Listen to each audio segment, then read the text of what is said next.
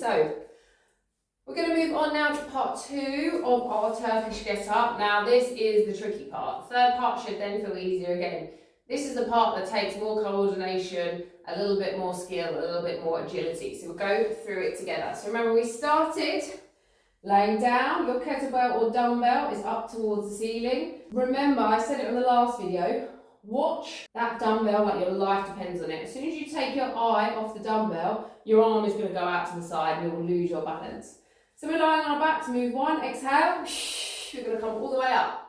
You're going to watch that dumbbell. We're going to place our hand on the floor, placing the opposite leg, foot down on the mat. So my hand's on the floor, my left arm, my right leg is down on the mat. Then we're going to push up into this position, yeah? So we're pushing our bottom up, watching that dumbbell. This top leg, this is the tricky part, is going to flick underneath, watching that dumbbell. Make sure you've got your balance here, so in that half kneeling position.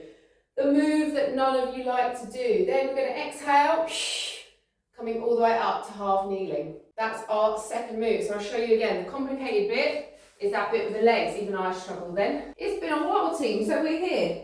Exhale, coming up. Hand comes to the floor, foot comes to the floor, so opposite arm to leg, pushing up. Nice and quickly with control, we're going to take that leg underneath, watching the dumbbell. Then exhale, looking up to the sky. I didn't take my hands off of that weight. So obviously, to practice, you've got your half kneeling get up. So we're going to come to the floor, coming up just with body weight. So practice that movement here and then up again, yeah? Body weight. So taking your hand down and then up again. The other moves that I would practice is a bit of mobility. If you find that movement quite tricky, maybe quite stiff in the hips, then take one arm up, opposite elbow, we're going to try and bring that down towards the floor as much as possible, and then as you exhale, coming up again. So whatever feels comfortable, you can take it across the chest, hold on to the shoulder.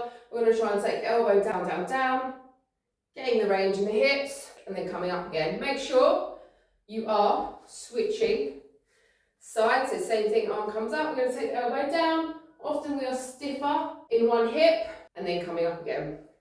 That is part 2.